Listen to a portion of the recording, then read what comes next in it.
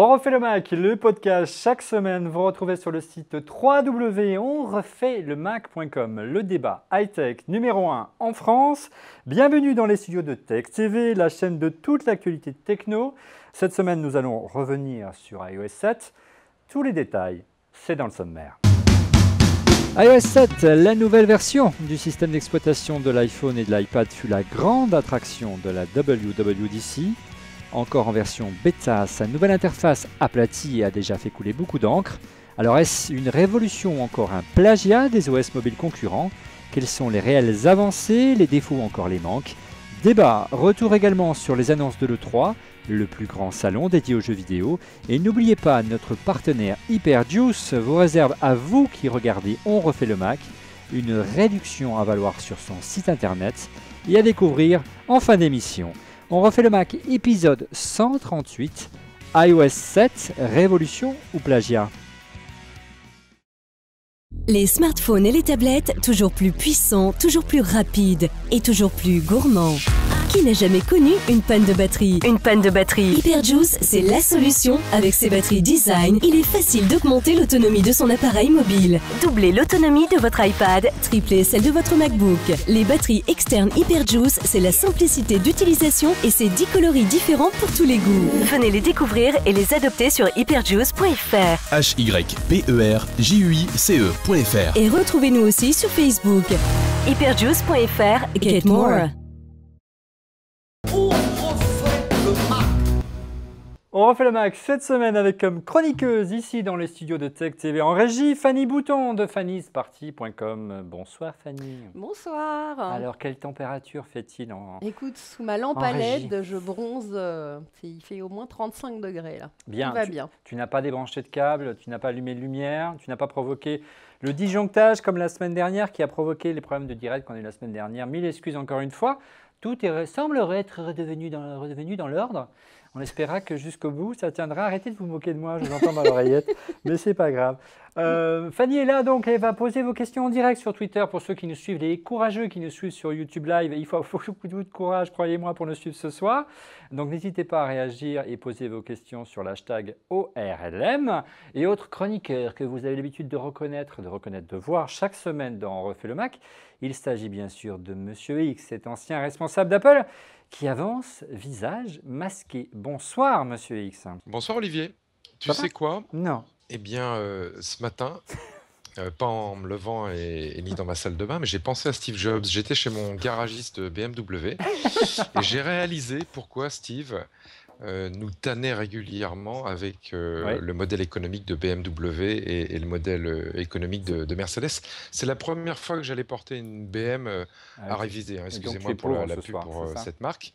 Et le service chez eux, ça m'a fait vraiment penser à un Apple Store. Mais quoi, la facture? C'est plutôt le contraire. Hein. Les Apple Store sont arrivés après les gros concessionnaires BM, mais c'est des univers qui se ressemblent terriblement. Et je pense que Steve s'en est beaucoup inspiré. Ça m'a frappé. Bien. Et la facture est aussi, j'imagine, aussi importante que dans un Apple Store. Je paye pas. Non, d'accord, c'est formidable. Écoute, tu donneras ton Par secret. contre, j'ai eu un café gratuit, il y avait du Wi-Fi partout et une attention de chaque instant C'est toute beauté. des vendeurs, des hôtesses. Non, vraiment une expérience proche d'un Apple Store, clairement. Merci, Monsieur X. Autre chroniqueur que vous retrouvez chaque semaine dans On refait le Mac, il s'agit bien sûr de Rodrigo. C'est Paul Veda-Schulz, investisseur, podcasteur et entrepreneur. Bonjour Rodrigo. Bonsoir Olivier, et consultant de temps en temps quand mes clients veulent bien m'employer. Oui, ce qui est le grand cas en ce compte, moment. très grand compte, c'est ça Rodrigo. Avec plein de zéros Oui. derrière. De préférence des sociétés qui sont un peu partout dans le monde, c'est ce que je sais faire, qui sont donc présents dans une centaine de pays et qui en général font un peu plus de 1 milliard de chiffre d'affaires, voire 10 milliards. Très bien. Merci Rodrigo. Et pas de Cédric Ingrand cette semaine, car il est à Palo Alto et dans la Silicon Valley, l'Internet, ça marche aussi bien que Free en France, en gros. Ça vous donne une idée. Donc on a un invité de luxe ce soir pour nous parler notamment d'Android, parce qu'on va beaucoup parler d'iOS 7. Regardez le magnifique écran qu'on a réussi à incruster en régie ce soir, et comparer notamment à iOS 7. Et pour parler d'iOS 7 et le comparer à Android, on a demandé à Ulrich Rosier, qui est l'un des cofondateurs de Frandroid, d'être avec nous ce soir. Bonsoir Ulrich, ça va bien? Bonsoir Olivier, ça va très bien. Avant de parler d'iOS 7 et de la principale annonce qu'il y a eu la semaine dernière à la WWDC à San Francisco, un petit point avec Fanny de l'E3, le plus grand salon dédié aux jeux vidéo qui s'est tenu la semaine dernière également à Los Angeles. Alors, on est reparti, Fanny, sur une guerre des consoles entre Sony et Microsoft, entre la PS4 et la Xbox One. Est-ce que véritablement, tu as été emballé? Est-ce que ça t'a convaincu? Est-ce qu'il y a un avenir aujourd'hui pour les consoles de salon? Alors, cette E3, bah, écoute, c'est l'un des plus belles E3 qui ait jamais été déjà. Premièrement, entre autres, à cause des consoles next-gen. Donc, il y a eu en effet une belle guerre au niveau des conférences de presse entre Xbox et PlayStation. Xbox nous en a mis plein les yeux le matin. On est ressorti avec des étoiles dans les yeux après avoir vu les jeux. Les jeux sont fabuleusement beaux, clairement. La Kinect marche même dans le noir. J'ai vu des démos sur le jeu Fantasia. C'est assez impressionnant parce que ça voit vraiment la profondeur de champ. C'est bluffant. Et puis, le soir, PlayStation qui passait en deuxième, par contre, a mis le doigt sur les petits défauts de la Xbox, comme la connectivité permanente ou le fait que la console soit vendue plus cher de 100 €, même si c'est avec la caméra, avec la Kinect. Donc on connaît les prix, ça y est, hein, Fanny, autour des $500, 500 €. Alors c'est $499 avec la Kinect pour Xbox One et ce sera $399 pour la PlayStation, mais sans la caméra. Ulrich, toi tu y étais donc également à l'E3 pour Frandroid, pour surveiller un petit peu l'actualité des jeux sur mobile et sur Android notamment. Est-ce qu'il y a encore la place selon toi pour des consoles de salon? On sait qu'on vit une période de crise aujourd'hui, on sait qu'on vit des moments difficiles économiquement, qu'il faut faire des choix en termes budgétaires et investir dans une tablette, investir dans un smartphone ou une console, il va falloir faire des choix. Il y a une place pour toi, pour une console next-gen aujourd'hui sur le marché?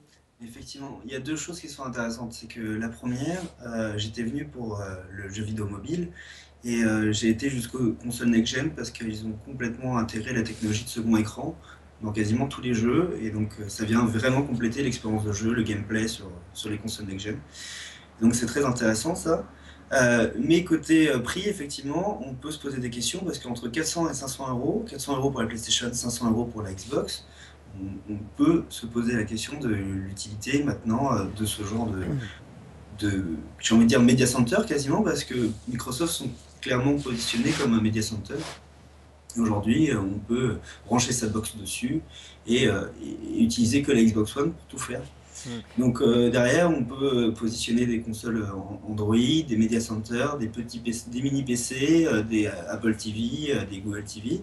Et là, on n'est pas sur les mêmes prix, on est sur des prix plutôt autour de 100 €. Donc clairement, on peut se poser la question de est-ce que les gens sont prêts à investir 400 à 500 €? Ouais, mais je suis pas d'accord. Parce que, attends, la PlayStation 3 au départ, alors c'était une grosse erreur de Sony, mais elle était quand même, je crois, à 600 €. Et on est sur des prix inférieurs alors qu'on est sur des consoles beaucoup plus puissantes. Mais il y a une concurrence aujourd'hui, Fanny. Tu n'avais pas une concurrence des smartphones à l'époque de la PS3. Ouais, mais c'est pas encore... une encore... situation économique Là, qui était les peut-être un peu meilleure. smartphones, clairement, ce qu'on a vu, les smartphones et les tablettes, on va clairement être sur du compagnon ou du multi-user. On va pouvoir jouer en coopération. On n'a pas encore de jeux qui sont complètement dédiés de ce niveau-là sur les tablettes et sur les smartphones. C'est-à-dire qu'il y a vraiment un gap, vraiment une étape qu'on va franchir en termes de qualité de jeu avec ces consoles-là, qui vont mettre en clair une gifle.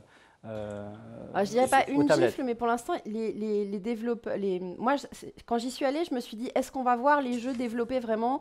Je commence un jeu sur la console et je pars de mon salon, je continue le même jeu sur la tablette. Et non, ils n'ont pas du tout fait comme ça, finalement. C'est soit, on peut en effet, alors par exemple, je vais prendre l'exemple de The Crew, qui est un jeu d'Ubisoft, avec des voitures, on peut customiser, préparer sa voiture, etc. Et quand on rentre à la maison, on peut démarrer le jeu. Soit, par exemple, dans le prochain Tom Clancy, on peut carrément jouer en coop, c'est-à-dire que quelqu'un chez soi, sur sa console, commence le jeu, sa petite baston et tout, et il va être rejoint par un pote qui n'a qu'une tablette, mais qui va pouvoir jouer en coop avec lui. Donc, il va avoir une vue extérieure du jeu, et il va pouvoir lancer des missiles, faire des tirs, etc. Voilà, donc on est vraiment en coopération. Ou alors encore dans Watch Dogs, toujours chez Ubisoft, carrément, vous allez pouvoir hacker des écrans, faire des... Comment dire, activer certaines choses carrément en différé et quand votre pote reprend la partie sur sa console, ces choix que vous avez fait sur la tablette vont s'activer à ce moment-là dans la partie. Ouais, on va poser la question peut-être à Monsieur X qui est plus du côté du marketing, comme Ulrich le soulignait, Microsoft positionne plus sa console comme un media center aujourd'hui. Ça veut dire quoi? Ça veut dire qu'aujourd'hui acheter une console ça suffit plus, il faut en offrir plus. Est-ce que c'est pas un aveu de faiblesse de la part de Microsoft, Monsieur X? Écoute, non, je pense pas. Les consoles de salon, comme d'autres produits, les PC d'un côté, et puis les box d'opérateurs téléphoniques d'un autre, tendent à intégrer de plus en plus de fonctionnalités pour, en gros, verrouiller quoi? Les services multimédia qu'on nous propose en tant que consommateurs depuis son canapé dans le salon, c'est-à-dire la VOD. Les jeux, etc. Et il n'y a pas encore une de ces trois catégories de produits, console, ordinateur ou box, qui a fait suffisamment la différence pour remporter le jackpot. Donc c'est un jeu logique en termes d'augmentation de fonctionnalités côté Microsoft. Est-ce qu'ils vont marquer un véritable pas en avant? Je ne sais pas, je pense que la question elle reste aujourd'hui dans le cercle du combat entre les box, évidemment contre Sony, avec Nintendo un peu en retrait, mais je ne les vois pas pour l'instant encore aller déborder sur le marché de la box d'opérateur ou sur le marché de l'ordinateur en se mutant en un véritable media center. Ouais. C'est un souhait qu'ils ont, mais tout le monde a ce souhait. Et en quelque sorte, aujourd'hui, personne n'y arrive et on continue à avoir 3 produits chez nous, une box, une console et plusieurs ordinateurs. Donc la recette magique n'est pas encore là. Rodrigo, ton avis, alors la guerre console entre Microsoft ou Sony, ou guerre console contre tablette ou smartphone, sachant, on l'a vu la semaine dernière à la WWDC, Apple a beaucoup d'ambition, on va en parler dans un instant avec iOS 7 et le jeu notamment. On en parle depuis quand même pas mal d'épisodes, le fait que Apple soit quasiment, je dis bien quasiment absent du marché du jeu vidéo. C'est un marché qui fait un peu plus de 80 milliards, mes chiffres ont 2 ans, 20 milliards sur le hard. Je ne pense pas qu'Apple soit très positionné là-dessus, à part l'Apple Touch, et de 60 milliards sur le soft. C'est la même taille que le marché de Hollywood, du cinéma. Alors Apple est aujourd'hui positionné sur pratiquement tout ce qui est numérique, sur la presse, sur les films, sur la musique, sur l'ordinateur, sur les logiciels, mais il n'était pas positionné sur le jeu. Donc ça me semble totalement évident qu'ils aillent dans le jeu. Maintenant, ils ont créé un segment d'activité qui est la tablette, qui cartonne, qui absolument cartonne. Ils ont vraiment recréé un marché qui n'existait pas. Je vois les gens jouer, moi, dans le métro, jouer sur leur smartphone. Ils ont redéfini, on en a parlé plein de fois, ils ont redéfini le form factor du smartphone, qui est l'écran tactile, etc. Donc je trouve tout à fait légitime qu'Apple se positionne sur ce secteur. En revanche, ils n'y sont pas vraiment. Il y a eu quelques keynotes, si vous vous souvenez, où on montrait l'accéléromètre dans certains jeux. Mais aujourd'hui, les réflexes autour du jeu pour Apple, pour les joueurs, c'est Xbox, c'est PS3, c'est la Wii dans toutes ses déclinaisons, c'est des DS. Apple n'est pas encore tout à fait légitime là-dessus. Et je pense qu'il pourrait faire un gros effort de positionnement, de se dire que Apple est aussi une machine pour casual gamer et hardcore gamer. Et moi, ce que je trouve très intéressant, c'est que j'ai l'impression que les constructeurs de consoles ont compris quelque chose d'important. C'est pour ça qu'ils ont introduit le second écran, c'est que quand on jouait à une console de jeu, on programmait ces sessions de jeu, alors que quand on joue sur une tablette ou un smartphone, et ben en fait on joue souvent pour occuper un temps mort et on n'a rien planifié. On sort son téléphone et on joue 2, 3, 4, 5 minutes, 10, 15, en fonction du temps qu'on a disponible. Et ça change complètement la donne et ça leur permet de toucher beaucoup plus de gens qui pouvaient toucher sur les consoles HD. Alors on va parler de smartphone, on va parler de tablette, on va parler d'iOS 7. C'était la grande annonce la semaine dernière à la WWDC. Il a déjà fait couler beaucoup d'encre, ce nouveau système d'exploitation d'Apple.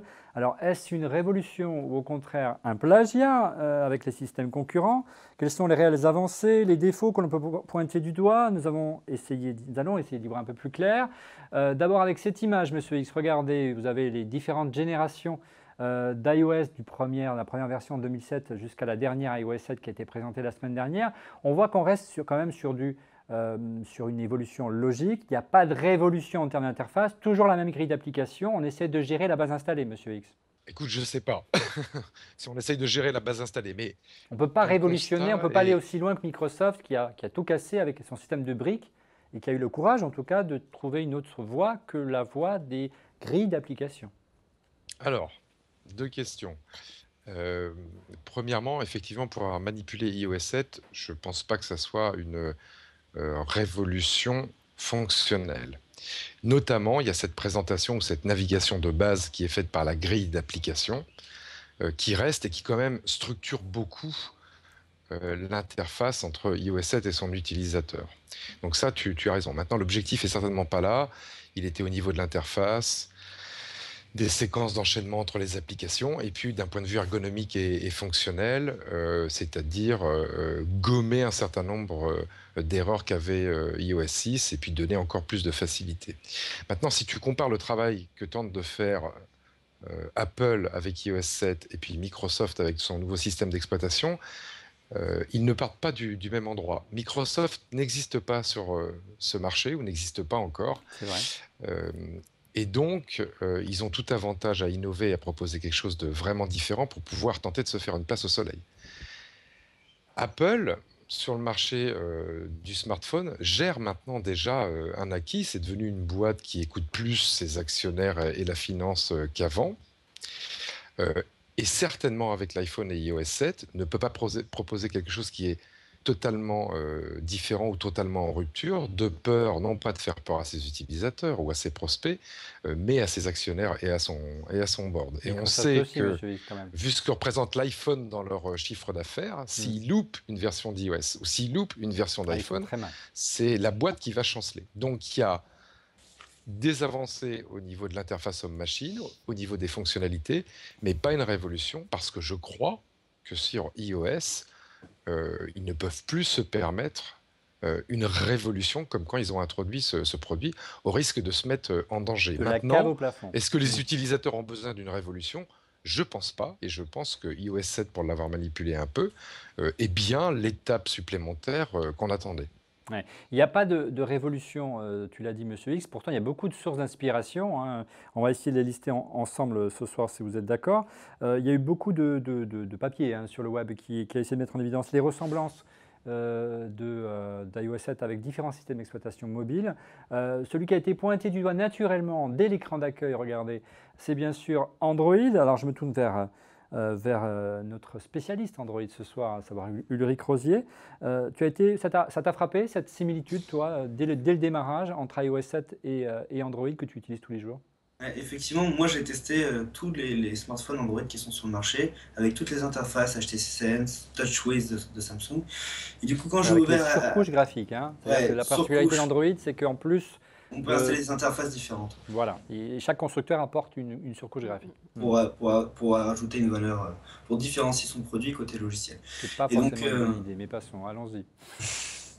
Et donc, en tout cas, moi ce qui m'a bluffé, c'est quand j'ai ouvert iOS 7, parce que je l'ai testé, j'ai eu l'impression d'assister à un benchmarking de tout ce que j'ai pu voir sur BlackBerry 10, sur les interfaces Android, sur Windows Phone, et comme s'ils avaient pris toutes les meilleures idées et qu'ils en avaient sélectionné bien sûr, et qu'ils avaient mis ça dans une interface. Ils avaient collé ça au système iOS, tout en gardant la même architecture que le système iOS. C'est vraiment ce que ça m'a complètement... Je pouvais... sur toutes les interfaces, retrouver des liens avec des spécificités liées à l'interface stock d'Android, du multitâche que j'avais pu voir dans d'autres systèmes. Alors concrètement, Ulrich, ce qui frappe le plus, et on l'avait déjà dit dans les précédentes versions d'iOS, dès iOS 5 avec l'arrivée du centre de notification, le fait de tirer comme ça avec le doigt pour faire descendre ces notifications sur iOS, c'est déjà une inspiration d'Android dans le passé, on l'avait déjà pointé du doigt. Donc là, ça y est toujours, évidemment, ils n'allaient pas rechanger à nouveau. Ça marche bien. Et ça marche plutôt bien, bien sûr, le système est installé. La nouveauté, c'est le centre de contrôle, Monsieur X, ou Rodrigo, s'il veut intervenir. Ou là, qui est vraiment une propriété propre, justement, à Android, cette possibilité, effectivement, de désactiver le Wi-Fi, de désactiver le Bluetooth, vous l'activez sans besoin de passer dans les paramètres et les sous-menus, ce qui était assez lourd, Monsieur X ou Rodrigo, dans les anciennes versions d'iOS. Ça, c'est un vrai progrès, mais très inspiré. C'est un vrai progrès et surtout une vraie mise à niveau, comme tu le dis.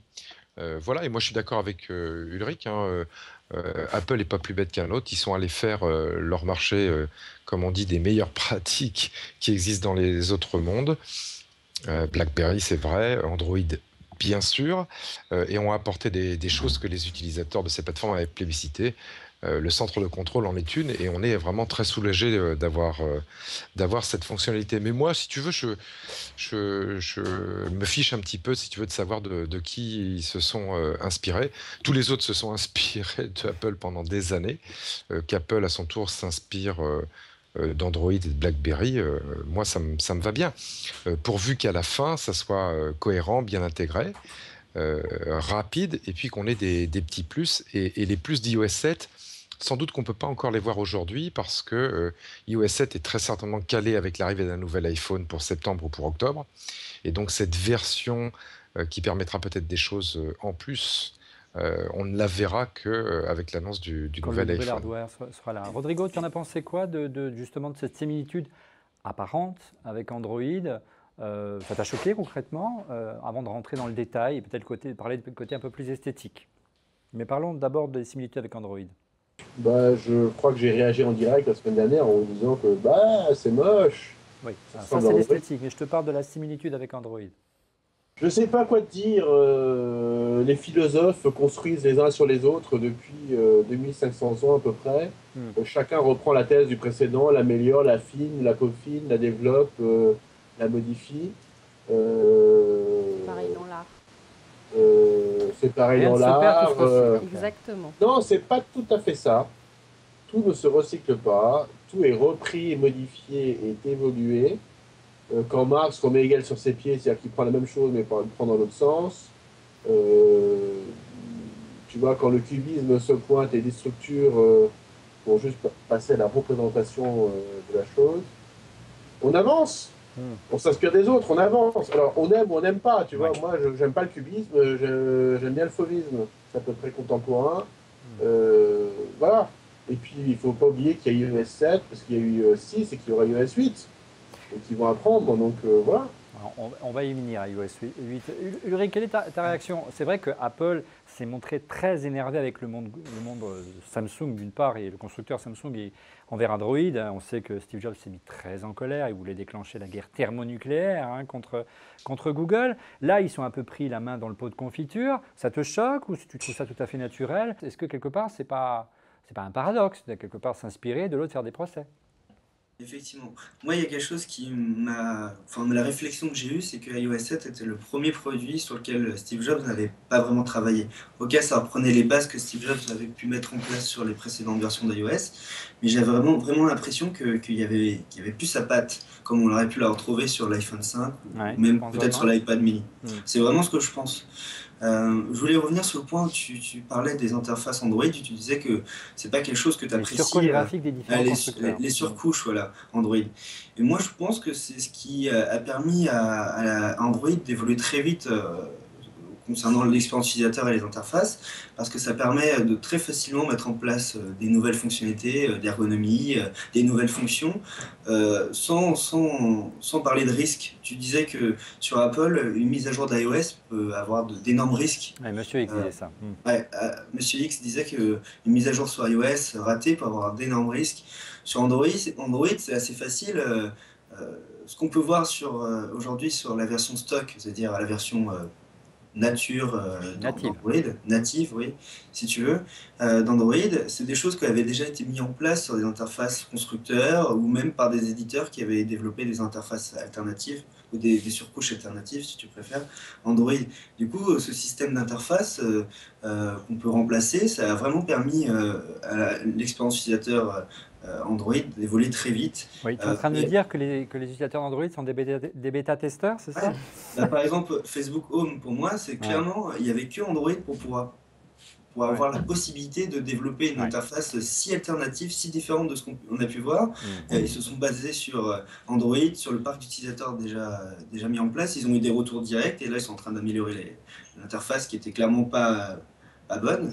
Et il n'y a que sur Android que c'était possible. Et sûrement que ça va donner naissance à des choses très intéressantes. Rien que le fait d'avoir les notifications sous forme de bulles ou des choses comme ça, je suis sûr qu'on verra peut-être, pas sûr, mais peut-être qu'on verra ça dans iOS 8 ou 9. Ouais. Alors, ma remarque concernant les interfaces, les surcouches graphiques des différents constructeurs, simplement, c'est que pour moi, ça me semble moins cohérent pour permettre à un utilisateur qui a l'habitude d'utiliser Android de retrouver son environnement habituel.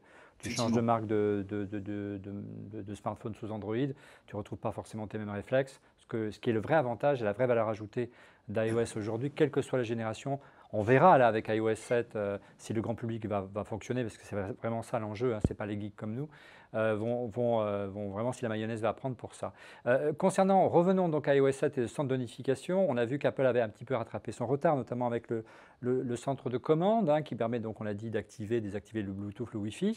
Est-ce qu'aujourd'hui, Apple, selon toi, Ulrich, a rattrapé Google, ou il y a encore un avantage? Le centre de notification de Google est beaucoup plus poussé, je crois, aujourd'hui, ou encore le centre de commande qui est plus original et qui va vous permettre d'aller beaucoup plus loin? Non, mais effectivement, moi j'ai l'impression que ce sont basés pas sur les dernières versions de Jelly Bean qui ont été encore plus loin par exemple dans les notifications. On a des notifications enrichies, on peut directement répondre à un tweet en passant par les notifications sans devoir ouvrir l'application Twitter par exemple. C'est un exemple, et il y a plein d'autres exemples. Peut-être que c'était des choses trop avancées pour Apple encore, ils voulaient mettre ça au fur et à mesure en place. Mais en tout cas, je ne suis pas là pour critiquer. Pour moi, l'interface iOS évolue vraiment dans le bon sens. Je la trouve beaucoup plus agréable que l'ancienne. Donc bon, je me dis, en plus, je suis plutôt même fier d'avoir poussé autant Android. C'est grâce à toi si iOS évolue, parce qu'Android a poussé beaucoup. Ouais, c'est une philosophie assez intéressante. Fanny, est-ce qu'on a des questions Twitter? Pas mal de réactions, je crois, sur Twitter ce soir. On a eu pas mal de réactions. Alors, déjà, on demande si Ulrich, finalement, tu ne vas pas passer sous iPhone pour la prochaine version. Alors, si ça te plaît autant, j'ai toujours un iPhone et un Android dans la poche, depuis le début. Il va falloir ouvrir un site Mac, un site iPhone. Les gens le savent, j'ai Galaxy S4 et l'iPhone 5. Et parce que depuis le début sur iPhone 5, sur l'iPhone, c'est là où vous pouvez retrouver les applications avant de les retrouver sur Android. Et quand une application sortait et que je voulais préparer un papier pour Android, je pouvais la tester en premier lieu sur l'iPhone. Aujourd'hui, ça commence à changer en fait. Ouais. Une autre question peut-être, Fanny. C'est plus des réactions par rapport à iOS 7. Il y en a pas mal qui ont pu l'installer parce qu'a priori, il n'y avait pas que les développeurs qui pouvaient l'installer. Ouais, une grande permissivité d'Apple. Ce qui est une grande nouveauté. Je vous laisserai réagir là-dessus après. Mais du coup, il y en a vraiment plein qui l'ont installé. Et grosso modo, il y a différents retours. Alors pour certains, la batterie, ça se passe bien. Pour d'autres, c'est une catastrophe. Alors on est sur une version bêta, bien évidemment. Mais la majorité sont repassés déjà en version 6. Si c'est possible, c'est pas toujours possible apparemment pour tout le monde. Il faut faire attention. Ouais, a priori, c'est pas possible pour tout le monde. Dans les conditions d'installation, si vous êtes développeur, Apple précise qu'on ne peut pas revenir en arrière. On peut en fait, mais prudence. Bon, a priori, il y en a pas mal qui ont réussi à revenir à l'ancienne version. Mais par contre, ils disent que du coup, il leur manque quand même quelques petites choses et qu'ils ont vraiment apprécié globalement déjà cette bêta. Ils attendent vraiment qu'elle soit stabilisée et surtout que les problèmes de batterie soient résolus. A priori, ça chauffe pas mal aussi à certains moments. J'ai vu le chiffre de 0,22% du parc utilisateur. Ouais, ce qui est énorme. C'est énorme. Il y a 300 millions, 400 millions d'utilisateurs d'appareils sur iOS aujourd'hui, je ne veux pas dire de bêtises. Finalement, il y a beaucoup de bidouilleurs. Oui, mais ouais. Puis il y en a beaucoup qui voulaient faire un peu, qui voulaient frimer en montrant je l'ai installé. J'en ai vu beaucoup à l'E3. Beaucoup de gens de la télé qui ont voulu frimer. Alors revenons donc à iOS 7. Un des effets les plus spectaculaires qui a fait presque se lever une standing ovation lors de la conférence la semaine dernière à San Francisco, c'est l'effet de parallaxe, la possibilité que le fond d'écran donne l'impression de bouger lorsqu'on manipule l'iPhone. Tu en as pensé quoi, Monsieur X? Et on parlait d'autonomie de batterie. Est-ce que tu n'as pas peur que ça bouffe de la batterie un peu trop, tous ces effets finalement qui ne soient pas forcément indispensables? moi, par expérience, à utiliser évidemment un, voire plusieurs iPhones tous les jours, ce dont je suis sûr, et iOS 7 n'y fait pas exception, c'est que ce qui bouffe le plus de la batterie, d'accord, c'est pas d'être connecté à plusieurs réseaux, c'est pas d'avoir des animations comme celle-ci, c'est la luminosité de votre écran. D'accord? Donc, peut-être que ces animations, qui pour moi apportent quelque chose, et puis enfin, cet effet de parallaxe dont on a déjà parlé, apporte quelque chose. Moi, je suis plutôt assez fan. Maintenant que ça bouffe de 3% de plus la batterie, sincèrement, je m'en fous. Mes problèmes de batterie, moi, avec l'iPhone, mais avec les produits Android aussi que je teste, je le règle toujours de la même manière. Je mets la luminosité à 50% et on n'en parle plus. Donc, tu vois, pour moi, c'est un petit peu, un faux débat. Moi, ce que je veux savoir, c'est est-ce que ça va m'apporter quelque chose en termes d'adoption d'iOS, en termes de fluidité, ou est-ce que, au contraire, au bout de 15 jours, au bout de 3 semaines, par effet de mode, je ne vais pas me lasser de tout ça? Et comme moi, j'attends vraiment un truc ultra minimaliste, mais ça, ce n'est que moi, la chose que je souhaite, c'est d'être capable éventuellement de pousser à l'extrême et de dévalider ce genre d'effet, comme on peut le faire. Alors, ce n'est pas tout à fait les mêmes effets, mais comme on peut dévalider un certain nombre d'effets dans macOS 10, soit grâce à Apple, soit grâce à des utilitaires comme TweetLion, on peut dévalider un certain nombre d'effets qui, moi, me lassent à la longue et n'apportent pas forcément quelque chose d'un point de vue ergonomique. Donc pour moi, le débat, il est là et il n'est pas sur ce que c'est too much pour la batterie. Ouais. L'effet parallaxe, Ulrich, c'est quelque chose qui existe. Enfin, qui existe. L'idée de personnaliser, de jouer avec son fond d'écran, c'est quelque chose qui existe depuis longtemps également dans l'univers d'Android. Oui, oui, ça existe. Et ce qu'il faut savoir, c'est que souvent un défi technique, que ce soit sur le web, parce qu'on commence à utiliser pas mal cette technique-là, dans les jeux vidéo, dans les applications mobiles, c'est assez compliqué à mettre en place. Et quand c'est bien utilisé, ça a de très beaux rendus. Je ne sais pas si vous avez utilisé l'application Google+, par exemple. C'est très agréable à utiliser. Pour moi, c'est que ce soit le flat design ou le parallaxe, c'est des choses qui sont tendances. Et donc les voir arriver, pour moi, c'est juste que je vois une société qui a compris et qu'il fallait travailler avec ces techniques aujourd'hui. Ouais. Rodrigo, donc, qui va se remettre bien au centre de son écran pour qu'ici en plateau on le découvre dans toute sa splendeur. Voilà. Une des avancées majeures de cette version d'iOS qu'on nous promet, c'est les mises à jour automatiques. Ça, c'est quelque chose dans le monde iOS qu'on attendait depuis longtemps, Rodrigo. Ah bon? Attends, mais je te rappelle que quand tu as 46 mises à jour à faire, et que tu les lances, et que du coup tu as 46 applications qui sont plus disponibles parce que la mise à jour s'est pas faite, parce que tu étais sur un réseau 3G pourri, ou que tu as quitté le Wi-Fi dans lequel tu étais. C'est le problème de la mise à jour automatique, effectivement, Rodrigo. Je trouve ça absolument nullissime. Il pourrait mettre un flag en se disant ça c'est en mise à jour, tant que c'est pas downloadé, je laisse l'application en download. Et la mise à jour automatique, je ne vois pas comment ça va aider cela. En plus, si je suis en roaming, il va me lancer la mise à jour automatique en roaming. Donc en clair, pour bien comprendre, quand on lance une mise à jour automatique, elle commence par exemple évidemment à la maison Wi-Fi, puis si on se met à sortir de la maison pour se balader, donc elle va se couper parce qu'on va basculer en 3G. Et si par exemple l'application Facebook est en mode est en train de télécharger, vous ne pourrez plus l'utiliser tant que la mise à jour ne sera pas terminée. Donc il y aura certainement des choses à corriger de ce côté-là. Et non, il y a un moyen simple de le faire, c'est de se dire je télécharge les mises à jour, elles sont en local, comme on fait sur OS 10 d'ailleurs, et qu'une fois qu'elles sont là, on te propose, voulez-vous mettre à jour? Mais oui, monsieur, je veux bien mettre à jour. Et pas les 46 d'un coup, mais une par une, ou l'option une par une et 46 d'un coup. Ulrich, les mises à jour automatiques, ça existe aussi. Du côté d'Android, ça se passe comment? On a vu que sur la bêta, c'était encore perfectible du côté d'iOS 7. Ça marche bien, sauf que c'est sûrement le principal problème des opérateurs aujourd'hui, parce que c'est ce qui pompe le plus de données en 3G. Il est possible de faire les mises à jour que par Wi-Fi. Donc ça règle ce problème-là. Mais ça marche bien. Est-ce que tu as une notification, un petit drapeau qui te dit attention, vous êtes en train de faire une... Non, tu n'as pas ça. Si, tu as la notification. Tu as la notification qui... Tu vois le chargement de l'application et l'installation. Et une fois que c'est fait, tu as la notification qui dit une mise à jour a été installée sur chaque application qui a été installée. Ouais. Monsieur, autre avancée aussi qu'on attendait, c'était le rafraîchissement des notifications cette fois-ci. Par exemple, vous êtes sur Facebook. Vous n'avez pas besoin de tirer sur l'écran pour pouvoir voir les dernières news qui sont apparues sur votre mur. Là, on parlait de batterie tout à l'heure. Alors là, j'imagine que ça va être très compliqué à gérer pour optimiser tout ça pour une batterie. Alors, les notifications maintenant qui vont se rafraîchir toutes seules comme par magie, moi je pense que c'est un vrai progrès pour les utilisateurs. Alors, c'était pas grand-chose hein, de lancer une appli ou de relancer une appli pour avoir les notifications à jour et d'attendre un peu, ou quand l'appli était ouverte, de forcer la mise à jour des notifications. Mais ça faisait au global que on va dire le parcours ou l'expérience client était avec ces petites ruptures. On était obligé de réintervenir sur l'appli pour avoir les dernières infos. Donc, le fait d'avoir les notifications tout le temps à jour, moi je trouve ça plutôt bien. Maintenant, oui, alors là, c'est un vrai risque pour la batterie, au même titre que la luminosité de l'écran, parce que pour avoir ces notifications tout le temps à jour, eh bien en fait, toutes vos applis qui ont des notifications, et c'est maintenant quasiment toutes les applis, vont en permanence aller interroger un serveur pour savoir ce qui se passe. Et ça peut faire très très mal en termes d'autonomie. Maintenant, bon, les Rabelaisiens avaient l'habitude de dire abondance de biens ne nuit pas. Avec les notifications, c'est pas le cas. Abondance de biens, ça nuit. Il faut être très précautionneux sur le nombre d'applications pour lesquelles vous autorisez les notifications aujourd'hui, et donc vous autoriserez les notifications quasi permanentes avec iOS 7.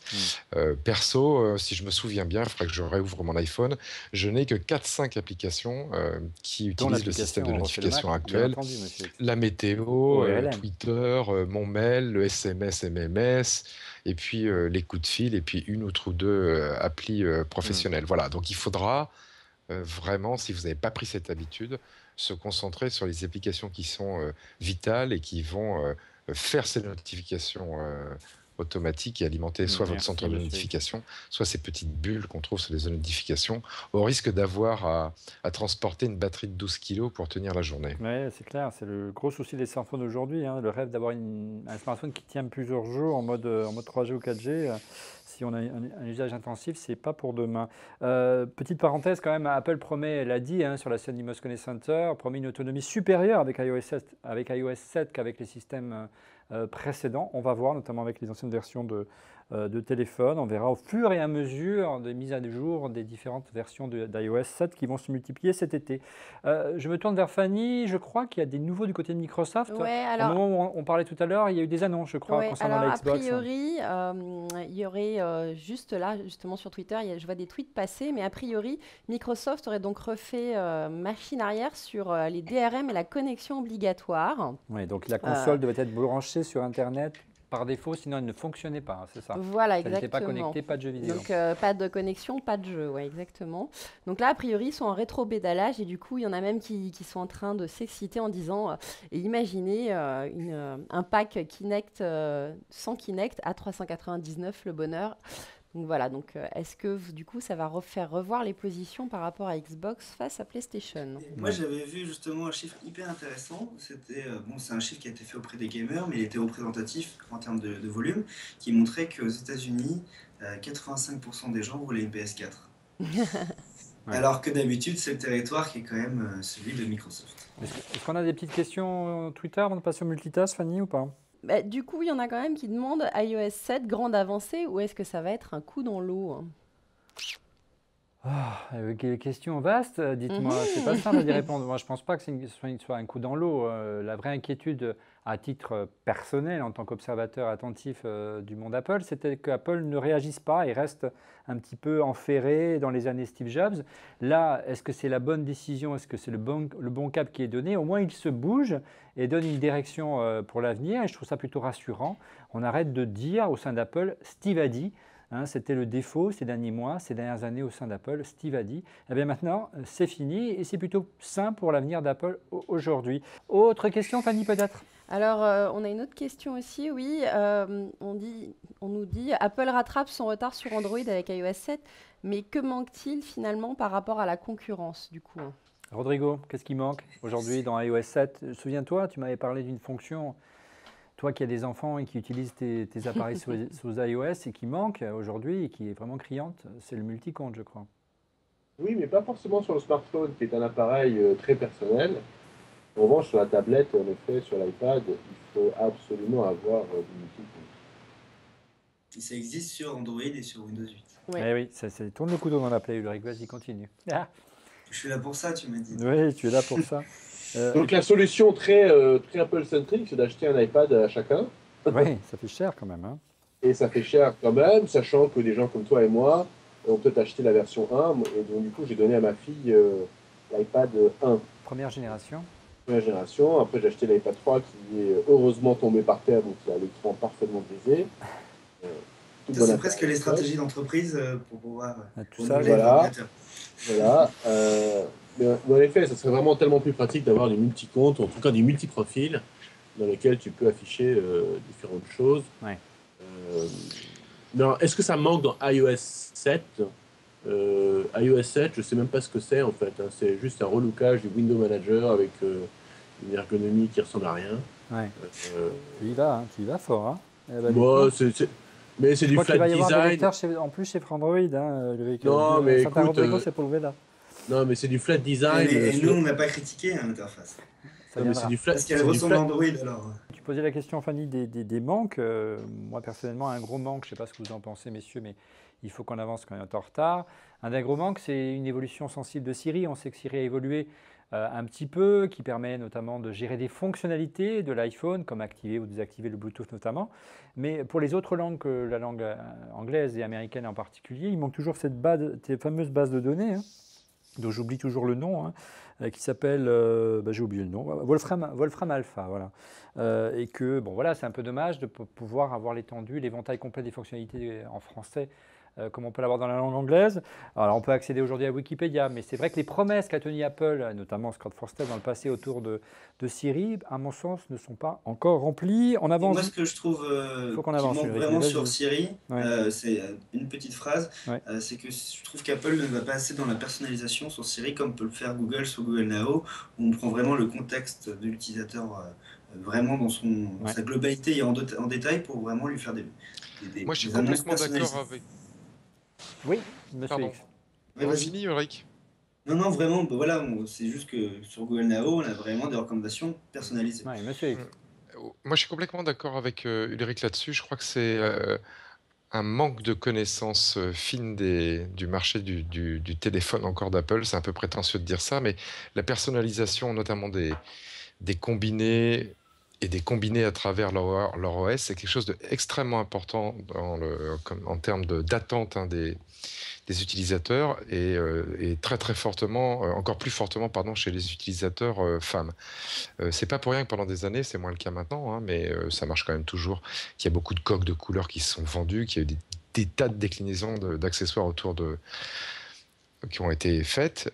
Et quand je vois ce qu'on est capable en termes d'environnement, comme le disait Ulrich, avec un smartphone Windows aujourd'hui, et vraiment d'avoir chacun son smartphone Windows, hein, c'est même là-dessus, sur ce thème-là, que Microsoft fait ses pubs. Moi, je suis un petit peu jaloux, et c'est vrai que iPhone et iOS, c'est un peu one size fits all, c'est-à-dire que tout le monde a le même écran d'accueil, hormis la sacro-sainte photo qu'on peut mettre comme fond d'écran, mais la customisation chez Apple, elle s'arrête au fond d'écran. Et là, Apple, en termes de finesse marketing, il loupe vraiment quelque chose. J'avais entendu quelque chose qui m'avait un petit peu, désolé de t'avoir coupé, qui m'avait qui m'avait fait un peu marrer, mais c'est quelque chose que j'aurais jamais dit, mais j'ai entendu quelqu'un qui avait dit moi j'en ai marre d'avoir le même téléphone que mon boulanger. Absolument. Mais moi, je l'explique pour connaître... Alors, pour avoir bien connu la structure marketing d'Apple, par une espèce de vie de temps en temps en autarcie et un manque de renouvellement de certaines équipes, notamment côté marketing. Les gens en marketing chez Apple, au moins en Europe, hein, il y a 10 ans, c'était les spécialistes de l'iMac et de la machine tout en un. Après, ils sont devenus les spécialistes des ordinateurs portables. Après, ils sont devenus des spécialistes de la musique avec l'iPhone et l'iTunes.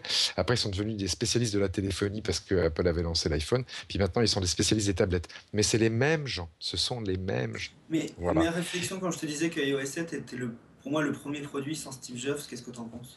Je suis complètement d'accord avec toi. Et effectivement, c'est de l'air frais chez Apple. Maintenant, ça se voit que ça manque un petit peu de connaissances fines des usages. Moi, je n'ai pas vérifié je le ferai sur la version finale, ce que iOS 7 va nous proposer par rapport aux fonctionnalités de rêve, moi, dont j'ai besoin, alors qu'ils ne sont pas que mes petits caprices personnels, mais je connais un petit peu ce marché. Il y a des choses aujourd'hui dans iOS qui ne sont pas là et qui m'embêtent, hein. On a le mode paysage et le mode portrait sur la tablette iPad, on ne l'a pas sur iOS. Or, ça nous servirait des tas de fois. Ça y est pas.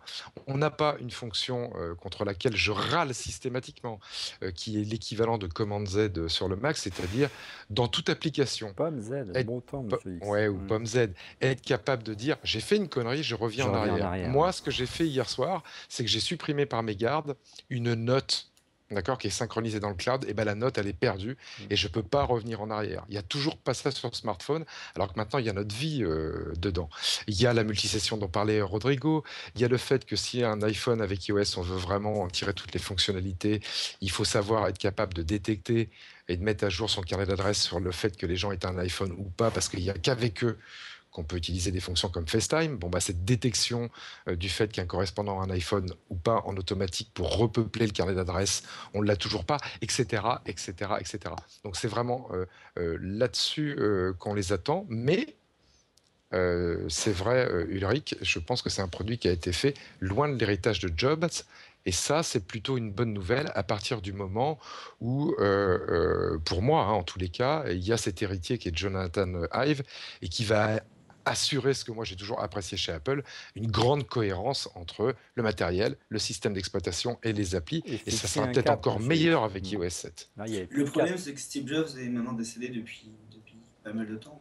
Presque 2 ans. Oui. Presque 2 ans. Oui, mais Apple est toujours allé lentement. Hein.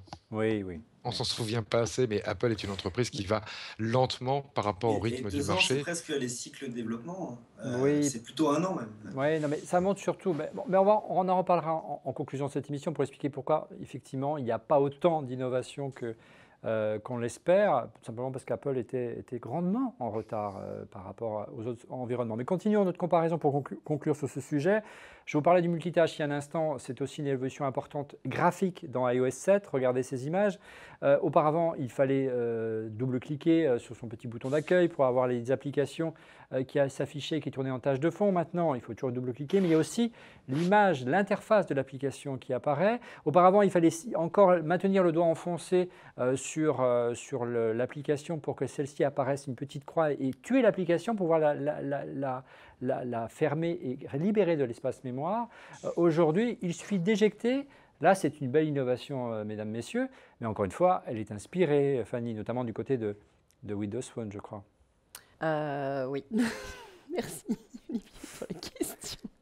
Alors, Windows Phone, WebOS, mais également Android. Ouais, c'est-à-dire que même l'inspiration va plus loin que Windows Phone, hein, puisque regardez ces images de WebOS lorsque le Palm Pre est sorti de mémoire, donc c'était pas encore HP, donc c'était il y a facile 4 ou 5 ans, il y avait déjà cette fonctionnalité-là qui était grandement appréciée dans l'univers de Palm et qui depuis a été repris par HP et malheureusement arrêté par le même HP, comme quoi on peut avoir des idées, être innovant, mais c'est pas forcément... Quand même 4-5 ans. Ouais, imaginez quand même plus de 4-5 ans. C'est-à-dire qu'à l'époque, ils étaient très bons. Ils étaient très bons, mais malheureusement, les bonnes idées, elles ne servent que si elles se vendent et trouvent un public et un écho.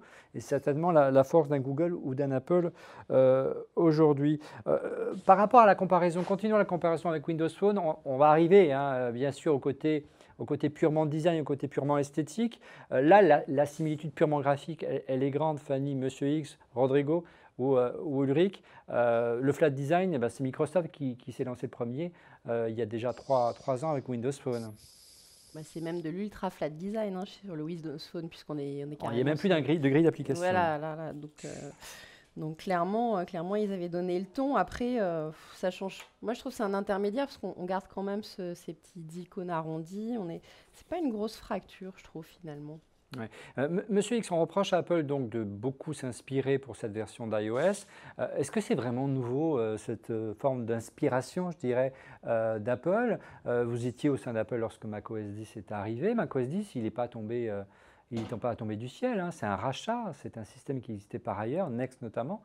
En clair, est-ce que c'est pas forcément... Tout n'est pas sorti des laboratoires d'Apple, Non, je veux dire, je pense qu'on oublie, on se l'est déjà dit, mais on oublie souvent, qu'une des forces d'Apple en termes d'innovation, c'est d'aller chercher des technologies partout ailleurs, et iOS ne fait pas exception. Allez, je redis que la molette des iPods a été prise chez Creative Labs, des Chinois de Singapour, que iTunes a été racheté, que iPhoto, sa base a été rachetée, que Final Cut a été racheté, etc., etc.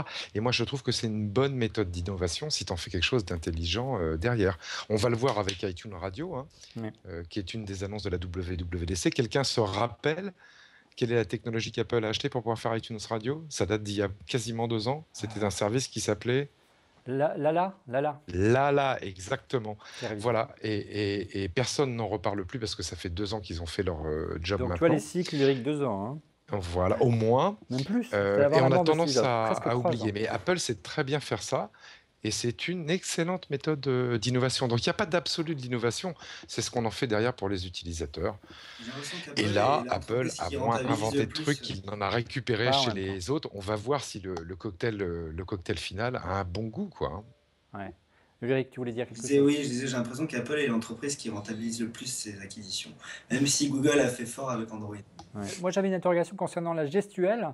On a vu dans la version d'iOS 7 que il n'y avait pas forcément des boutons qui étaient implémentés pour indiquer une action, comme un bouton suivant par exemple. Ça se fait plus naturellement, simplement en tournant la page avec le doigt.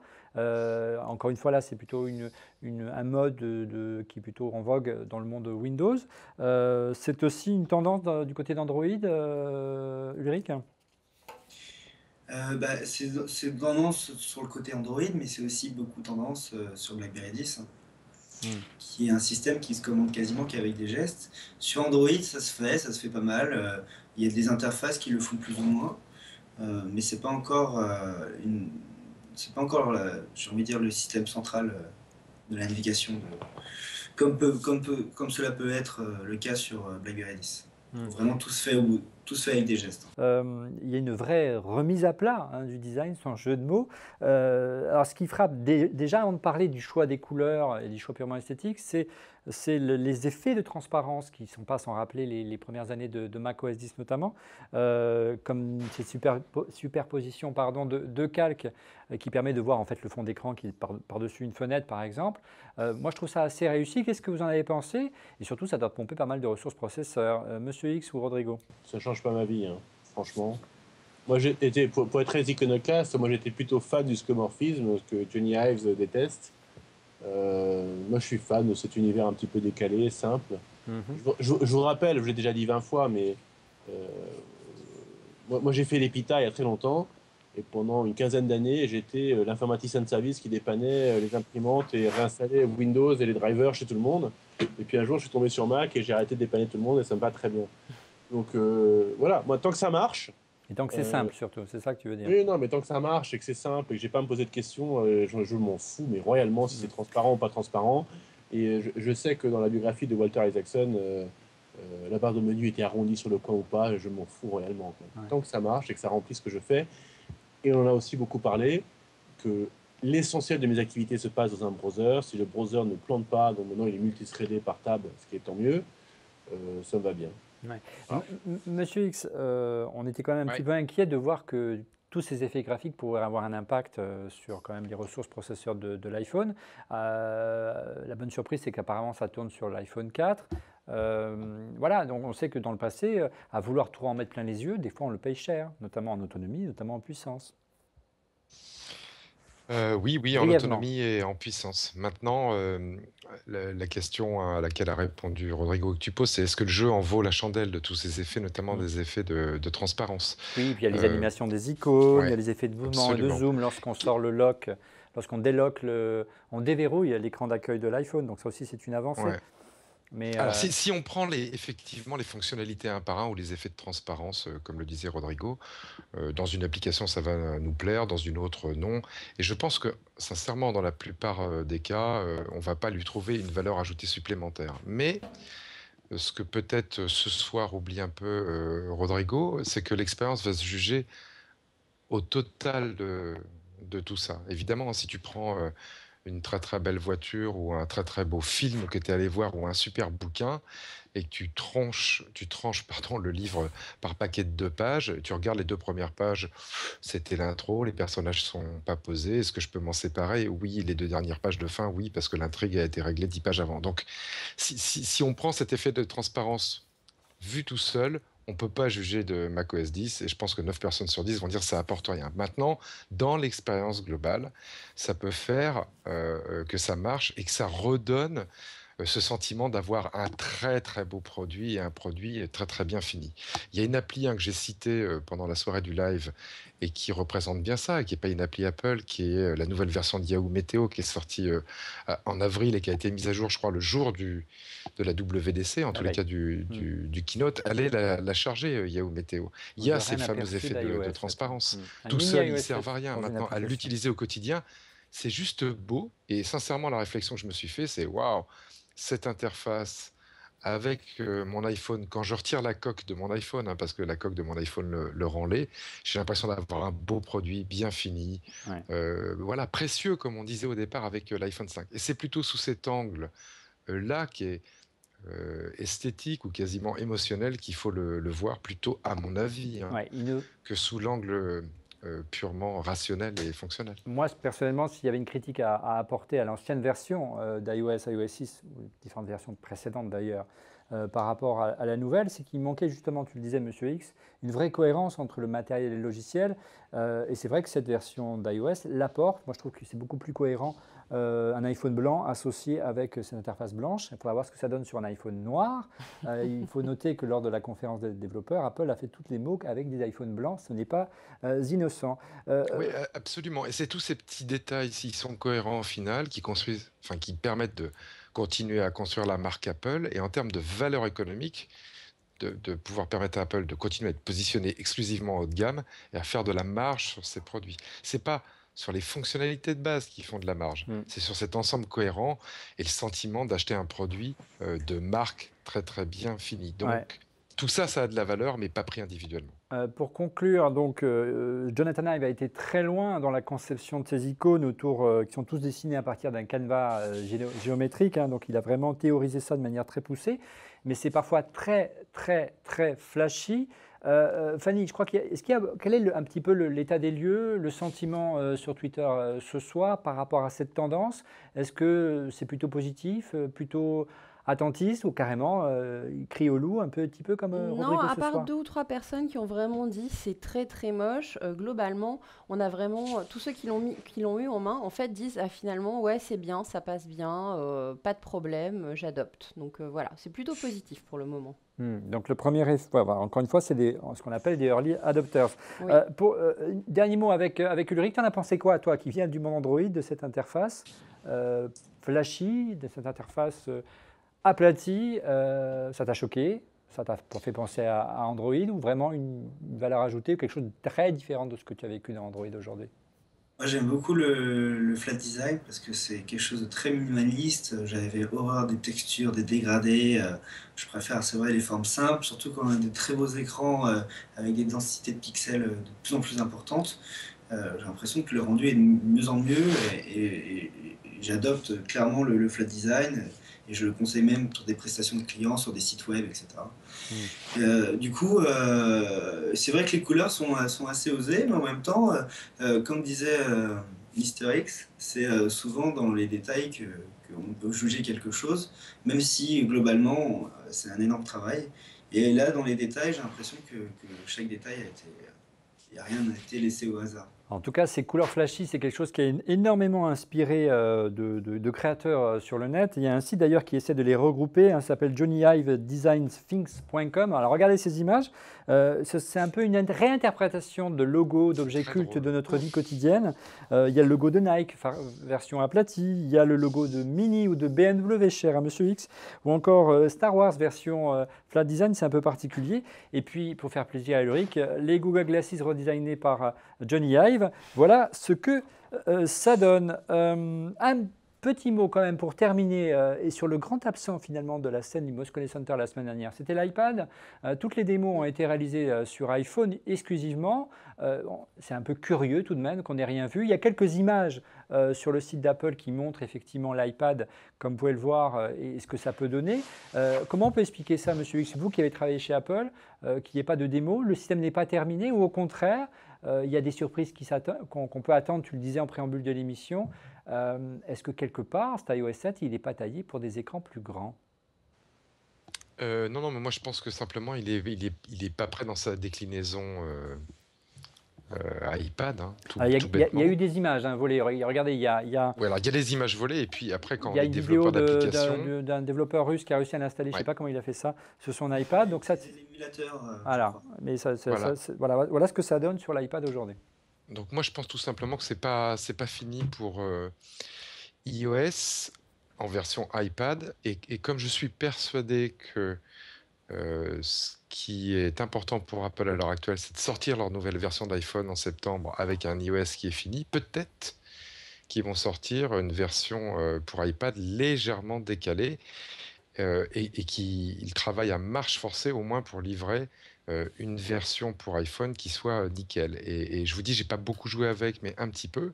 Et ça me paraît, même s'il y a encore des problèmes, bien stable déjà pour iPhone. Et c'était l'unique but. Voilà. Donc, déjà très bien sur iPhone pour pouvoir le mettre dans un produit et le livrer en septembre, quitte à décaler un peu la version pour iPad.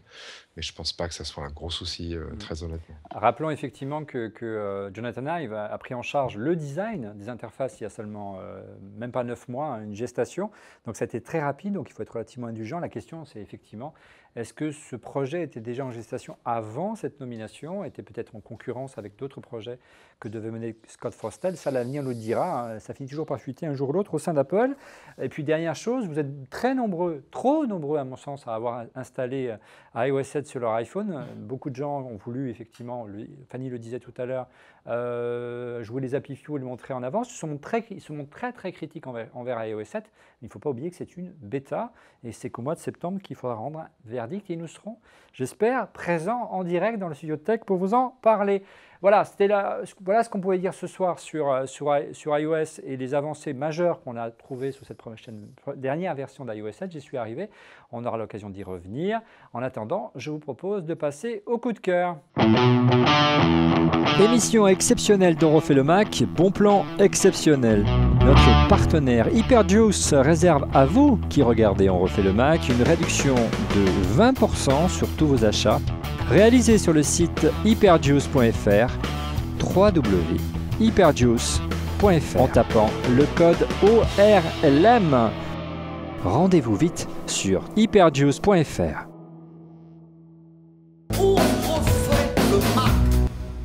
Allez, on passe au coup de cœur et on commence tout de suite par Fanny. Alors Fanny, elle a 2 coups de cœur. Moi, c'est mon coup de cœur ce semaine. soir, Fanny. Regardez comme elle passe bien la caméra, quel talent. J'ai 2 coups de cœur ce soir. Le premier, c'est de l'E3. C'est vraiment le fait de pouvoir jouer sur tablette, en particulier Watch Dogs. J'attends vraiment ce jeu avec impatience et voilà, j'en ai fait ma coque iPhone, hein, c'est pour dire. Et mon deuxième coup de cœur, c'est la sortie du Nokia Lumia 925. This is Provocation. Voilà, Fanny. exactement. Mais parce que iOS des fois, 7, Fanny, c'est iOS 7, non? Voilà, c'est du flat design. Non, des fois, il y a de très bons produits chez la concurrence. Voilà. Et grosse différence. Tu veux le voir, regarde, il est beau. Il est beau outil. Il est beau et surtout, il est beaucoup plus léger que son grand frère, le Lumia 920. Ouais. Et ça change tout dans le sac à main d'une fille. Et il y a en plus, j'ai vu Superman cette semaine et qui a des abdos fabuleux. Il a une coque à induction qui se rajoute dessus. Superman Collector que vous pouvez trouver. C'est-à-dire que tu le charges sans fil. Ouais. Sans fil, voilà. Ça, c'est vraiment une avancée qu'on attendrait dans le monde. Il y a un coffret collector avec un petit Fat Boy avec le logo Superman et je l'aime beaucoup. Ouais. Et la kryptonite, ça le décharge ou ça marche? Non, il n'y a plus de kryptonite. Ah, c'est fini. Il faut que j'aille voir ça. Je n'ai pas été invité à l'avant-première, donc je ne sais pas. Merci Fanny. Monsieur X, quel est votre coup de cœur ce soir? Alors, je mets de côté l'application dont je parle déjà depuis 2 épisodes, Yahoo Météo pour iOS, mais vraiment, on est téléchargé, c'est la dernière fois dont j'en parlerai. Ça fait plaisir pour Yahoo, en tout cas, parce que c'était un petit peu dans le creux de la vague, ça revient très fort. rapidement. Un truc qui est très très vieux, un truc qui est tout neuf et un truc qui n'existe pas. Alors le truc qui est très très très vieux, pour les gens comme moi, c'est que Goldorak vient d'être réédité en DVD. Ça va faire plaisir à notre réalisateur François Bontemps qui est un grand fan. Mais pourquoi pas en Blu-ray, bon sang? Alors pourquoi pas en Blu-ray, je ne sais pas, mais en tous les cas, il y Blu-ray. avait une première version à peine achevée il y a 10 ou 20 ans et on ne trouvait pas Goldorak en DVD. Le mal est réparé, Alors, c'est si vous avez moins disponible chez de, votre si vous êtes né vendeur préféré. après, ouais, bon, si vous n'avez pas 40 ans, vous ne pouvez pas comprendre, hein, mais c'est Voilà. rediffusé sur les chaînes du câble C'est depuis faux, peu. tu dis n'importe quoi, Voilà. tout le monde sait Donc qui est Goldorak en Grendizer. DVD, c'est vraiment le bonheur. Ça, c'était le truc très très ancien. Un truc tout à fait nouveau qui a été porté à mon attention par un ami qu'on aime bien, qui est Stéphane Zibi, et qui est un tout petit service et qui s'appelle Wizify.com, Wizify.com.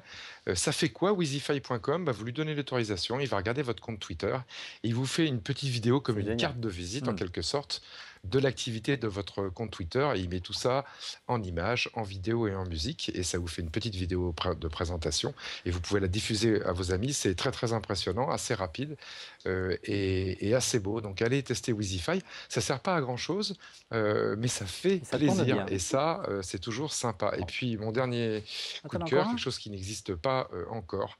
Vraiment la chose que je voudrais dans iOS 7 et ça fera peut-être plaisir à Rodrigo parce que c'est utilitaire. C'est une fonction dans Siri qui serait du speech to text. C'est-à-dire ce dont moi je rêve, c'est de pouvoir accéder à ma messagerie visuelle où j'ai mes différents messages vocaux qui m'ont été laissés par mon correspondant et taper sur un petit bouton. Alors ça existe sous forme d'application aujourd'hui qui me traduit le message en texte et je ne suis pas obligé d'écouter le message pour savoir ce qu'il y a dedans. Comme ça, en réunion, je peux savoir le contenu d'un message vocal qu'on me laisse, savoir si c'est important en vrai ou pas, et éventuellement répondre par un SMS. En fait, voilà, il y a des premiers essais qui ont été faits, c'est pas terrible. Faites-nous ça, Apple, ça nous servirait beaucoup. Tu sais qu'elle existe cette fonction, on dirait une Essaye d'utiliser Libon. Voilà. Elle existe cette fonction. Mais c'est ce que je dis, ça existe sous forme d'application aujourd'hui, et franchement, le résultat est tout pourri. Mon ancienne équipe, alors. Oui, non, ça a été fait par Orange chez Libon, notamment, qui était le sponsor de cette émission. Donc c'est pour ça qu'on les salue. Avec notre excellent ami Julien Audara. Voilà, qui a déjà fait une émission avec nous. Effectivement, vous pouvez retrouver... Voire deux, oui. Vous pouvez retrouver vos messages vocaux sous forme de SMS et vice-versa. Pas de coup de cœur pour Rodrigo ce soir, donc il avait trop de travail. Peut-être tu peux nous présenter ce que tu as consommé ce soir, Rodrigo. Tu veux pas nous montrer à la caméra? Allez, quand même, un coup de cœur. Regardez, ça c'est un vrai coup de cœur, mais ça fait très longtemps. Donc, il faut que tu le lises parce qu'avec Skype, c'est pas toujours évident. C'est un coup de cœur récurrent. Ouais. C'est du vin du sud de la France, qui vient un petit peu au nord de Montpellier. Ça s'appelle une région qui... je sais. Qui est à 40 km au nord de Montpellier à peu près, qui s'appelle le Pic Saint-Loup. Qu'on a visité ensemble, Rodrigo. Et que nous avons visité ensemble dans des circonstances... Je m'en suis toujours pas remis. Bon, passons. Très particulières et agréables. Donc le Pic Saint-Loup produit un vin charpenté, rond, tannique, mais je dirais voilà. un peu comme du velours. Vous n'avez pas de coup de cœur ce soir. Hein. Et suivant les maisons, on va trouver des pointes d'olive, parfois des pointes de violette. Oh, merci Rodrigo. J'allais terminer ma phrase par rapport aux excellents desktops pour déboucher les chiottes qu'on trouve en Corse. Oh, c'est agréable. Défie-toi, j'ai de la famille, je connais ton adresse. Non, allez, je vais être sympa. Pierre Aquavive, en Palagne, très bien. fait un excellent domaine d'Alziprat. Donc on refait le vin ce soir, vous l'aurez compris. Pour les Pinzous, c'est domaine d'Alziprat. Est-ce qu'on peut couper le son de Rodrigo, s'il vous plaît? Au revoir, Rodrigo. Eric, quel est ton coup de cœur ce soir? Sur les technologies, moi j'ai assisté hier à la conférence d'un constructeur équipementier chinois qui s'appelle Huawei. Huawei. Imprononçable. Ils l'ont prononcé Huawei. Ouais. Et ils ont présenté le Ascend P6 qui était hallucinant. Un téléphone sous Android, hein. Un téléphone Android hallucinant en termes de finition et de qualité, donc tout en aluminium brossé, il ressemble beaucoup à l'iPhone, je suis d'accord, mais il a un écran 4,7 pouces, une résolution HD, il a à l'iPhone 5, il a une résolution HD, il a un processeur quadruple cœur et il fait seulement 6,18 mm d'épaisseur et franchement j'ai rarement vu sur Android, à part chez HTC Sony, niveau de fabrication. De qualité de fabrication. Ouais. Hallucinant pour Huawei. Je ne m'attendais pas à. Les Chinois, ils font les iPhones aussi, tu sais, ils sont plutôt bons en fabrication. Effectivement. Mais là, pour le coup, ils ont fait intervenir, par exemple, le designer de ce téléphone qui était à Shenzhen. Il s'appelait Tony App. Non, c'est pas drôle. Non, mais effectivement, ils ont complètement des cinglés chez eux qui sont des créatifs et j'étais étonné de voir ça dans une entreprise. Oui, il faut bien structurer un petit peu. Tu as le prix de ce téléphone? Effectivement, il sera vendu à 399 € en version 8 Go. Donc il y a de la carte micro SD, carte micro SIM. Il n'est pas 4G, mais il est H+. Et honnêtement, il est pas cher, il est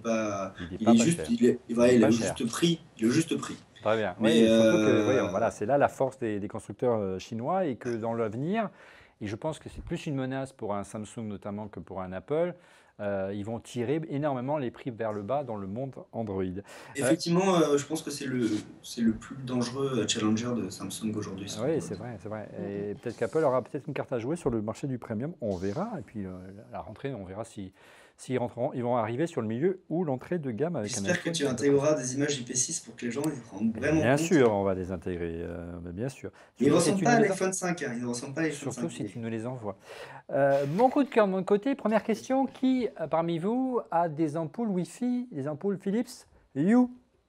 Moi, monsieur. Monsieur X et Rodrigo. Eh bien, c'est dépassé. Voilà, c'est fini. Hein. Il faut jeter. Voici la première lampe connectée. Elle est française. Elle a été présentée en marge du festival Futur en scène de notre ami Jean-Louis Fréchin qui était avec nous la semaine dernière pour la conférence des développeurs. Elle s'appelle Oli, c'est une sorte de cadre en aluminium qui ressemble et qui a à peu près la forme d'un iPad. Elle dispose même d'un petit bouton pour l'allumer et l'éteindre qui reprend le bouton Home de l'iPhone. Elle est très minimaliste mais elle héberge pas moins de 18 LED contre une seule ampoule dans le monde Philips qui sont pilotables séparément pour déclencher une étonnante explosion de couleurs. Contrairement aux ampoules de Philips, il est possible d'habiller un mur de différentes couleurs et pas simplement une. Là, il en faut plusieurs du côté des ampoules Wi-Fi. Alors, elle est bien sûr pilotée par l'iPhone grâce à une application, mais elle n'est pas Wi-Fi, elle est Bluetooth. Donc, il n'est pas nécessaire d'installer un bridge sur votre réseau pour pouvoir la piloter. Mais malgré le Bluetooth, il serait à terme possible de piloter jusqu'à 3 lampes. On a hâte de tester ça. On devrait le recevoir très vite à la rédaction d'iCreate. Autre plus, la possibilité de simuler l'aube, ça va plaire à Monsieur X.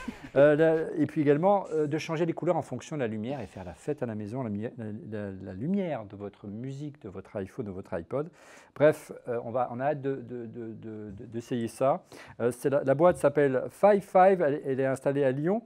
Elle est vendue 199 € en précommande sur le site du constructeur dont l'adresse va s'afficher à l'écran. Et la disponibilité est prévue pour le mois de juillet. Je rappelle le nom de cette lampe, pas la Philips Hue, mais la lampe Oli de 55. Voilà, nous sommes arrivés au terme de ce 138e épisode d'On refait le Mac. Merci à Fanny Bouton d'avoir participé à cette émission, d'avoir tenu les rênes du flux Twitter. Quel est le prochain rendez-vous important du côté de la Fanny's Party, Fanny? C'est la Fanny's Geekette Party 8. C'est lundi soir à la Favela Chic. Et les garçons, il reste encore quelques places sur fannysparty.com. C'est-à-dire que c'est réservé aux filles, mais on peut venir, nous les garçons? Voilà, vous avez le droit de rentrer 1 heure après. Voilà, un pitch intéressant. Et il y a à boire et à manger. Hein. Ah oui, j'imagine bien. Gratuitement, c'est offert. Quand on fait pour les filles, on offre à boire et à manger. Vous n'avez pas. C'est quand, Fanny? Lundi soir. Rodrigo semble intéressé, Fanny. Favela Chic du métro République. Très bien. Voilà, 19h30 pour les garçons. Bien, comment dire, les garçons qui font une émission avec toi toutes les semaines, ils peuvent pas venir à 18h30? Non. Bien essayé, Rodrigo, bien essayé. Mais moi j'ai les cheveux longs. Non, t'as trop de barbe.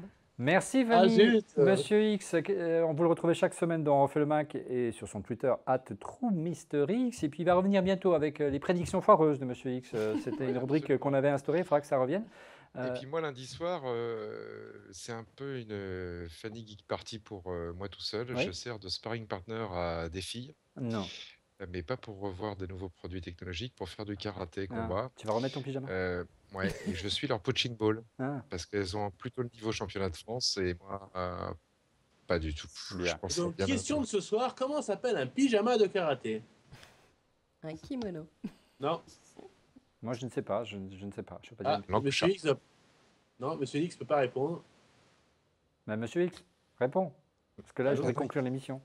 Parce que là, ça fait 1h25, j'en peux plus. Un pyjama. Un pyjama. Bon, bien, on n'aura pas la réponse ce soir.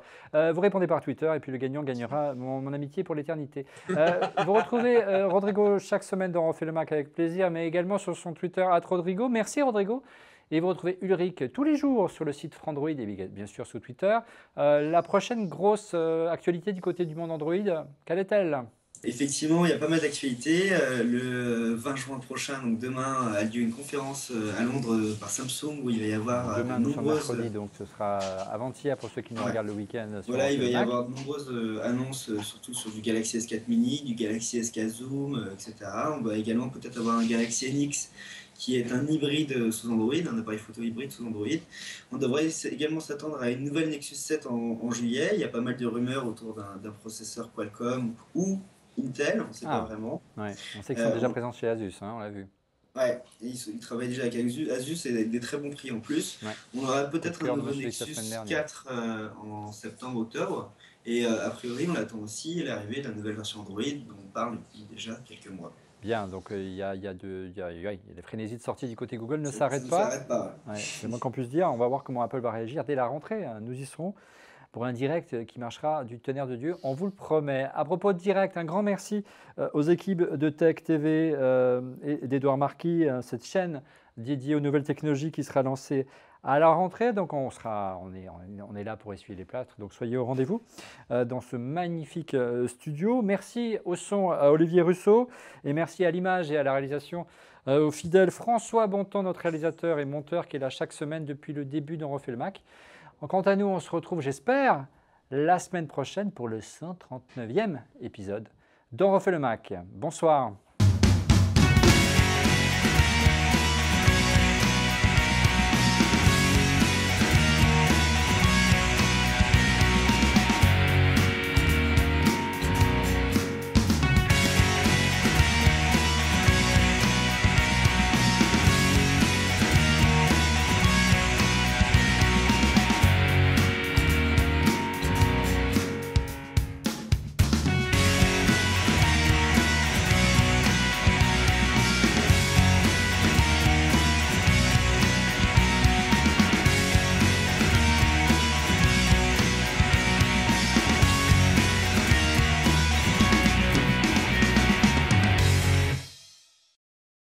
Les smartphones et les tablettes, toujours plus puissants, toujours plus rapides et toujours plus gourmands.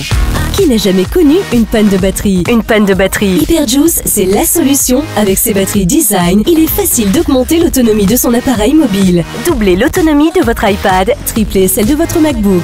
Les batteries externes Hyperjuice, c'est la simplicité d'utilisation et ses 10 coloris différents pour tous les goûts. Venez les découvrir et les adopter sur hyperjuice.fr. hyperjuice.fr. Et retrouvez-nous aussi sur Facebook. hyperjuice.fr. Get more.